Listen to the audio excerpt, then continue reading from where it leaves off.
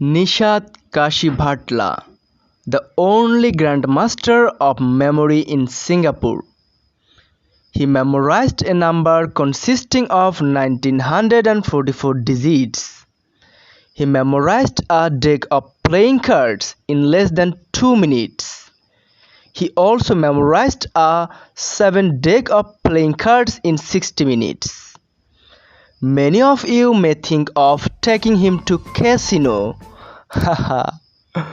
He became Grandmaster of memory many years ago and also broke Guinness record memorizing the longest sequence of colors. So let's learn from him how we can train our brain to become a master at anything.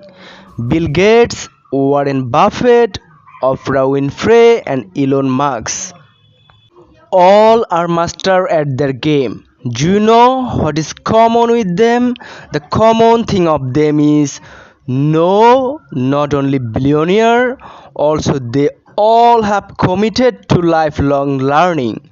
According to Nishant kasibhatl, your learning ability decides your earning capacity. So, how can we learn faster? If we learn faster, we can have an unfair advantage over others. It all starts with input, but most people they just do input and input.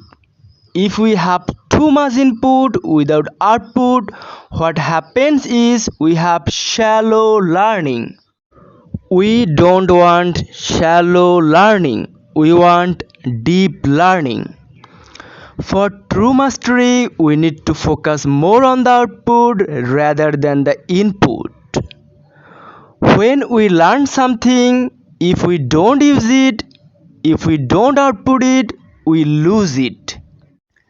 Here is the formula of becoming master at anything. The first thing is learn. When we are learning, we must ensure that the quality of input is really high. We must pay 100% attention, turning off all kind of gadgets because this thing kills our momentum. While we are learning, we should not do multitasking. Rather than we should do single tasking, one thing at a time. Staying away from distraction, paying 100% attention will bring us on the way to mastering. The second thing is reflect. We are in the rush to learn new things, which is good, but the problem is we don't do reflect. What he meant by that, after we learn something, pause for a while and ask ourselves, hey, what's the takeaway from this thing and how can I use this information in my life? How can I use information in my work, in my family? When we pause, when we reflect, when we ask this question, that's how learning solidifies. Otherwise, it's all just wasted. The third thing is implement. When we go learning something new, we feel good, we feel inspired and get excited. Then go to learn something new again. We feel we have learned it, we feel we are competent, but it is not competence at all because we haven't implemented it. His suggestion is at least take some actions because one of his mentors said, Sushant, a lousy action is better than no action. The last thing is share. The best way to learn something is to teach it. If we don't want to teach, we can just share it, discuss it.